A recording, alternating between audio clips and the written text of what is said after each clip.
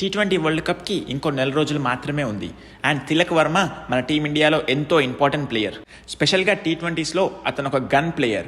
And మన తెలుగు ఆడైన తిలక్ వర్మ కీలకమైన టైమ్స్లో చాలా అద్భుతంగా పర్ఫామ్ చేశాడు ఇప్పటి వరకు. అండ్ అతను ఒక క్లచ్ ప్లేయర్. ప్రెజర్ సిచ్యువేషన్స్లో ఎంతో అద్భుతంగా ఆడి ఏషియా కప్ని గెలిపించాడు తిలక్ వర్మ. అండ్ అదే తిలక్ వర్మ సౌత్ ఆఫ్రికాతో టీ20 సిరీస్లో 2 సెంచరీస్ కూడా చేశాడు ఇంతకుముందు. ఎంతో కన్సిస్టెంట్ ప్లేయర్ తిలక్ వర్మ. ఏ సిచ్యువేషన్లో అయినా అతన్ని ఎక్కడ బ్యాటింగ్కు పంపించినా కానీ అక్కడ చాలా అద్భుతంగా ఆడి మ్యాచ్లు గెలిపించాడు టీమిండియాకి. బీసీసీఐ ఆల్రెడీ వరల్డ్ కప్ స్క్వాడ్ని అనౌన్స్ చేసింది. అంత సరిగ్గా ఉందే అనుకున్నాం, చాలా అద్భుతంగా ఉంది టీం అనుకున్నాం. కానీ ఇప్పుడు పెద్ద సమస్య వచ్చి పడింది. అదే తిలక్ వర్మకి సర్జరీ అవ్వడం. అండ్ ఆ సర్జరీ వల్ల అతడు కనీసం 4 నుంచి 5 వారాల వరకు గేమ్కి దూరంగా ఉండాలి. అంటే వరల్డ్ కప్కి అతడు ఆడడం చాలా అనుమానంగానే ఉంది. అండ్ తిలక్ వర్మ నెంబర్ 3లో అద్భుతమైన బ్యాట్స్మెన్. అండ్ నెంబర్ 4లో మన కెప్టెన్ సూర్యకుమార్ యాదవ్. కానీ లాస్ట్ 6-7 మంత్స్ నుంచి సూర్యకుమార్ యాదవ్ బ్యాట్ నుంచి పరుగులే రావడం లేదు. చాలా అవుట్ ఆఫ్ ఫామ్లో ఉన్నాడు సూర్యకుమార్ యాదవ్. కానీ ఇప్పుడు టీమిండియాకి ఎంతో కీలకమైన టైం. ఎందుకంటే వరల్డ్ కప్ అనేది చాలా పెద్ద ఈవెంట్. అది కూడా హోమ్ వరల్డ్ కప్ అంటే చాలా పెద్ద పండగలాగా చూస్తారు క్రికెట్ ఫ్యాన్స్. మనందరికీ తెలిసిన విషయమే. 2023 హోమ్ వరల్డ్ కప్ తర్వాత ఇండియాలో జరుగుతున్న మెన్స్ క్రికెట్లో పెద్ద ఈవెంట్ ఇదే. మరి ఇంత పెద్ద ఈవెంట్లో నెంబర్ 3లో సెటిల్ అయిన తిలక్ వర్మ ఇప్పుడు సర్జరీ వల్ల దాదాపుగా వరల్డ్ కప్లో ఆడడం అనుమానంగానే ఉంది. అండ్ సూర్యకుమార్ యాదవ్ నెంబర్ 4లో అతడు ఫామ్లో లేడు. మరి ఇప్పుడు తిలక్ వర్మ ప్లేస్లో ఎవరు వస్తారు? బెస్ట్ ఆప్షన్ అయితే శ్రేయస్ అయ్యర్. మరి శ్రేయస్ అయ్యర్ని టీ20 వరల్డ్ కప్ స్క్వాడ్లోకి తీసుకుంటారా లేదా? ఈ వీడియోలో మనం దాని గురించి మాట్లాడుకుందాం. ముందుగా మన ఛానల్ని మీరు ఇంకా సబ్స్క్రైబ్ చేసుకోకపోతే ఒక సబ్స్క్రైబ్ చేయండి. వీడియోని ఖచ్చితంగా లైక్ చేయండి. మీ అమూల్యమైన ఒపీనియన్ని కామెంట్ రూపంలో చెప్పండి. అండ్ మీ ఫ్రెండ్స్ అండ్ ఫ్యామిలీకి ఈ వీడియోని షేర్ చేయండి. టీ20 వరల్డ్ కప్కి ముందు న్యూజిలాండ్తో టీ20 సిరీస్కి సిద్ధమవుతున్న టీమిండియాకి చాలా పెద్ద గట్టి ఎదురుదబ్బే తగిలింది. ఎంతో ఇంపార్టెంట్ ప్లేయర్ అయిన తిలక్ వర్మకి సర్జరీ అయింది. అసలు ఇన్ని రోజులు బాగానే ఉన్న తిలక్ వర్మకి ఇలా సర్జరీ అవ్వడం వెనకాల అసలు కారణం ఏంటంటే, తిలక్ వర్మ హైదరాబాద్ తరపున విజయ్ హజారే ట్రోఫీలో మ్యాచ్ ఆడడానికి వెళ్ళాడు. అండ్ ఆపోజిషన్ టీం వచ్చేసి బెంగాల్. అండ్ ఆడుతున్న మైదానం వచ్చేసి రాజ్కోట్లో. మంగళవారం రోజు మ్యాచ్ ఆడాడు తిలక్ వర్మ.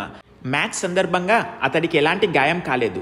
కానీ వెనస్డే రోజు అంటే బుధవారం రోజు తీవ్రమైన నొప్పితో విలవిలలాడాడు తిలక్ వర్మ. అతన్ని హాస్పిటల్ తీసుకువెళ్లారు టీం మేనేజ్మెంట్. అండ్ స్కానింగ్ తీశాక ఖచ్చితంగా సర్జరీ చేయాలని డాక్టర్ సూచించారు.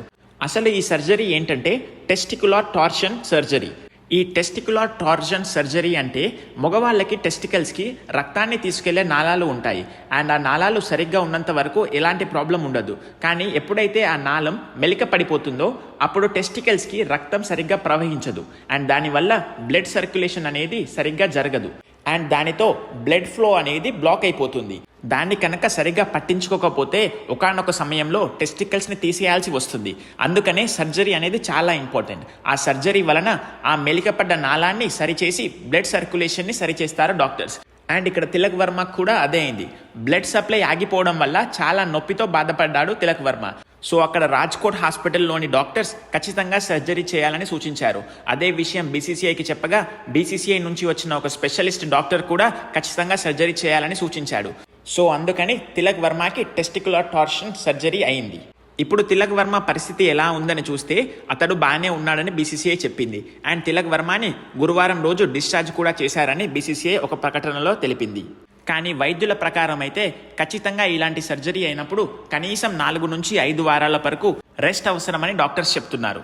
అండ్ దాని ప్రకారమే న్యూజిలాండ్తో జరిగే టీ20 సిరీస్లో మొదటి 3 మ్యాచ్లకు అతడు దూరం అవుతున్నట్లు బీసీసీఐ పేర్కొంది.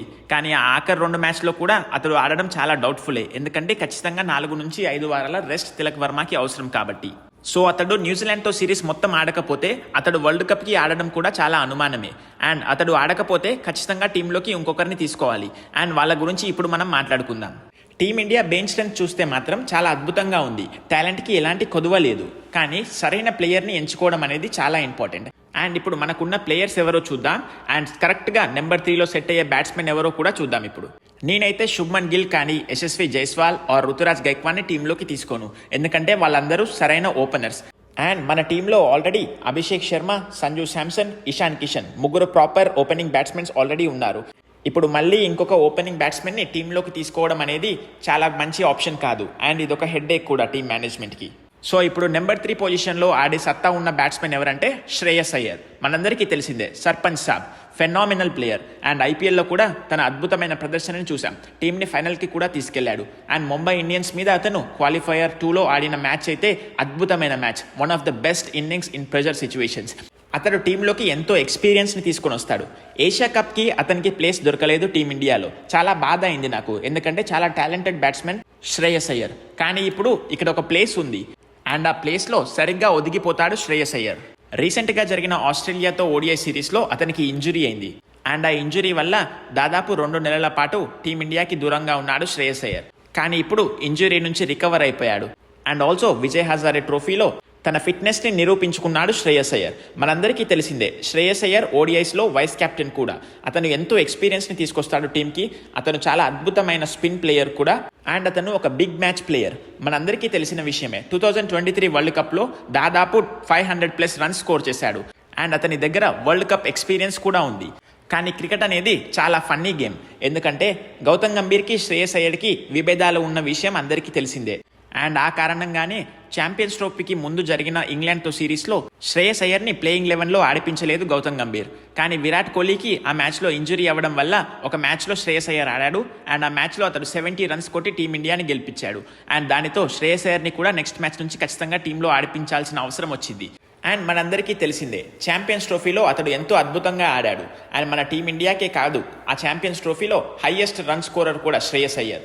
అండ్ మనందరికీ తెలిసిన విషయమే, ఛాంపియన్స్ ట్రోఫీలో టీమిండియా ఛాంపియన్గా నిలిచింది. ఇప్పుడు T20 వరల్డ్ కప్ గురించి చూస్తే మాత్రం శ్రేయస్ అయ్యర్ ఏషియా కప్ స్క్వాడ్లో లేడు. అండ్ ఎలాంటి T20 సిరీస్ స్క్వాడ్లో కూడా లేడు. కానీ ఇప్పుడు అతనికి వరల్డ్ కప్ ఆడే సువర్ణ అవకాశం వచ్చిందనే చెప్పుకోవాలి. అండ్ ఆ వరల్డ్ కప్లో అతడు అద్భుతంగా పర్ఫామ్ చేసి టీమిండియాని గెలిపివ్వాలని నేను కోరుకుంటున్నాను. మరి చూడాలి, బీసీసీఐ సెలెక్టర్స్ శ్రేయస్ అయ్యర్నే సెలెక్ట్ చేస్తారా, లేకపోతే తిలక్ వర్మ ప్లేస్లో వేరే ఎవరైనా ప్లేయర్ని తీసుకొస్తారా అని. నాకైతే ఖచ్చితంగా తిలక్ వర్మ టీంలో ఉండకపోతే శ్రేయస్ అయ్యర్నే తీసుకురావాలని ఉంది. మరి మీ ఒపీనియన్లో తిలక్ వర్మ ప్లేస్లో ఎవరు రావాలని ఉందో కామెంట్ రూపంలో చెప్పండి. తిలక్ వర్మకైతే ఇది చాలా అన్ఫార్చునేట్ సిచ్యువేషన్, ఎందుకంటే వరల్డ్ కప్కి దాదాపు 2 సంవత్సరాల ముందు నుంచి చాలా అద్భుతంగా ఆడుతున్నాడు టీమిండియాకి. అండ్ T20స్లో కోహ్లీ తర్వాత నెంబర్ 3 పొజిషన్లో చాలా ఒదిగిపోయాడు తిలక్ వర్మ. కానీ ఇలాంటి హోమ్ వరల్డ్ కప్లో అతను ప్లేస్ మిస్ అవ్వడం అనేది చాలా దురదృష్టకరం. ఇంగ్లీష్లో ఒక మంచి ప్రోవర్బ్ ఉంటుంది, అదే one man's misfortune is another man's opportunity. అంటే ఒకరికి మిస్ఫార్చ్యూన్ వల్ల ఇంకొకరికి ఆపర్చునిటీ వస్తుంది. మరి ఆ ఆపర్చునిటీ శ్రేయస్ అయ్యర్కే వస్తుందా, వేరే ఎవరికి వస్తుందా అనేది కాలమే మనకు సమాధానం చెప్తుంది. ఇప్పుడు మనం బంగ్లాదేశ్ క్రికెట్ గురించి మాట్లాడుకోవాలి. మనందరికీ తెలిసిందే, ఐపీఎల్ మినీ ఆక్షన్లో కోల్కతా నైట్ రైడర్స్ ముస్తఫిజుర్ రెహమాన్ను 9.2 crores కొనుక్కుంది. అండ్ ఈ ఐపీఎల్లో బంగ్లాదేశ్ నుంచి ఏకైక ప్లేయర్ ఆడుతున్నాడు, అతడే ముస్తఫిజుర్ రెహమాన్. కానీ గత 6 నెలలుగా మనందరికీ తెలిసిందే, బంగ్లాదేశ్ అండ్ ఇండియా మధ్య జియో పొలిటికల్ టెన్షన్స్ జరుగుతున్న విషయం మనందరికీ తెలిసిందే. స్పెషల్గా అక్కడ బంగ్లాదేశ్లో ఉండే హిందువుల మీద దాడులు ఎన్నో జరుగుతున్నాయి.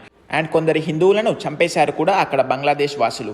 అందువలన బంగ్లాదేశ్ ప్లేయర్స్ని ఐపీఎల్లో ఆడనివ్వద్దు అని బీసీసీఐ డిసైడ్ అయింది. అండ్ కేకేఆర్కి ఆర్డర్ ఇచ్చింది బీసీసీఐ, ముస్తఫిజుర్ రెహమాన్ని టీంలో నుంచి తొలగించండి అని.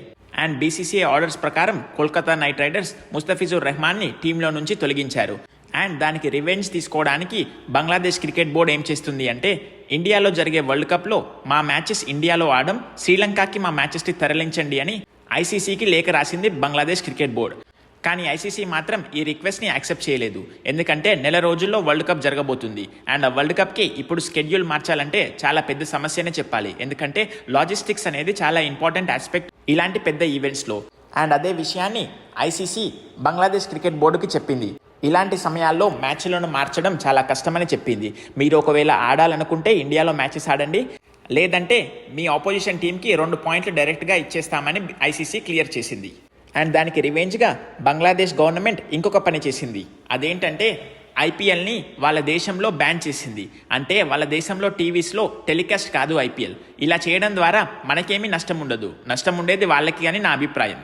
దీని గురించి మీరేమనుకుంటున్నారో కామెంట్ రూపంలో చెప్పండి. ఇదండి ఈ వీడియో కనుక మీకు నచ్చినట్టయితే ఒక లైక్ చేయండి. ఖచ్చితంగా మీ అమూల్యమైన ఒపీనియన్ని కామెంట్ రూపంలో చెప్పండి. అండ్ ఛానల్ని ఖచ్చితంగా సబ్స్క్రైబ్ చేసుకోండి. అండ్ మీ ఫ్రెండ్స్ అండ్ ఫ్యామిలీకి ఖచ్చితంగా ఈ వీడియోని షేర్ చేయండి. Thank you guys for watching. See you in the next video.